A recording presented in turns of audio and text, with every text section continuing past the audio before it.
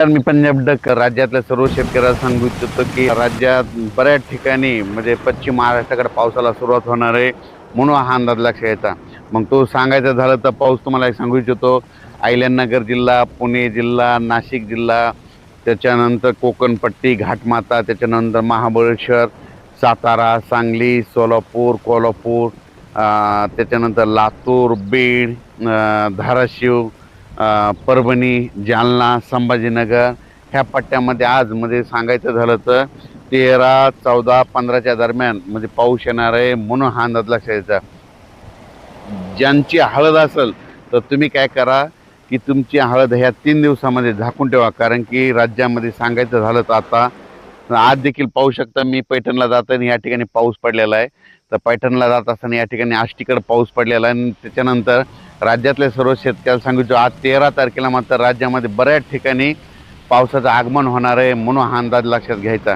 म्हणजे हे पाऊस तुम्हाला सांगू इच्छितो की आजचा पाऊस मग पुण्याकडे पडणार आहे, नाशिककडे देखील आहे, अहिल्यानगर भागात देखील आहे, अकोले, जुन्नर, सिन्नर, त्याच्यानंतर कोकणपट्टीकडे आहे, कोकण घाटमाथ्यावर जरा जास्त पाऊस पडणार आहे, सातारा, सांगली, सोलापूर, कोल्हापूर, पुणे ह्या पट्ट्यात देखील चांगला पाऊस पडणार आहे, म्हणून हा अंदाज लक्षात. म्हणजे आज बऱ्याच ठिकाणी जवळजवळ सांगायचं झालं तर आज म्हणजे 13, 14 आणि 15 तारखेपर्यंत राज्यामध्ये पश्चिम महाराष्ट्राकडे जरा जास्त पावसाचा असणार आहे. ज्यांची हळद असेल, कांदा असेल तर तुम्ही काय करा, आज दुपारपर्यंत झाकून घ्या. दुपारनंतर राज्यामध्ये म्हणजे बऱ्याच ठिकाणी पश्चिम महाराष्ट्राकडे पावसाला सुरुवात होणार आहे, म्हणून हा अंदाज लक्षात यायचा. पश्चिम महाराष्ट्राकडे म्हणजे सांगायचं झालं जास्त पाऊस कोल्हापूर जिल्ह्यात पडणार आहे, कर्नाटककडे खूप पाऊस पडणार आहे, म्हणून कर्नाटकच्या शेतकऱ्यांनी देखील अंदाज लक्षात यायचा. म्हणजे सांगायचं झालं तर कर्नाटक मान्सून पूर्व पाऊस आहे.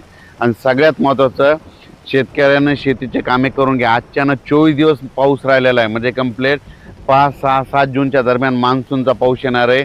म्हणजे मान्सून जवळ फक्त मान्सूनचा पाऊस यायला 24 दिवस राहिलेत, म्हणून शेतकऱ्यांनी शेतीचे कामे करून घ्यावी, म्हणून हे देखील लक्षात यायचं.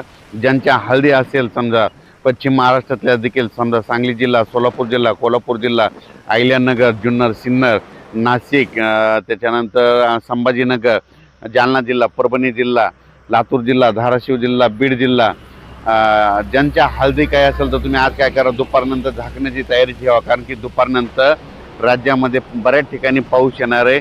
सर्वदूर नाही पडणार, फक्त विखुरलेल्या स्वरूपाचा हे अवकाळी पाऊस असतो. आणि सगळ्यात महत्त्वाचं 15 मे ते 30 मेच्या दरम्यान ज्या भागात जास्त पाऊस पडला पावसाळ्यात त्या भागात मात्र जास्त पाऊस पडतो. एक सगळ्यात उदाहरण सांगतो. 15 मे ते 30 मे दरम्यान आता ही आष्टी भाग आहे, ह्या आष्टीला पाऊस पडला बघा, इथं हे पाहू शकता. तर येणाऱ्या पावसाळ्यात इथं दररोज पाऊस येणार, आणि जर एखाद्या दिवशी इथं बाजूला एखाद्या गावाला नाही पडला तर येणाऱ्या पावसाळ्यात त्या गावाला सोडून देणार, म्हणून हे लक्षात यायचं. 15 मे ते 30 मे दरम्यान पडलेला पाऊस निर्णायक असतो, म्हणून हे देखील लक्षात यायचं. म्हणून राज्यातल्या सर्व शेतकऱ्यांनी हा अंदाज लक्षात यायचा.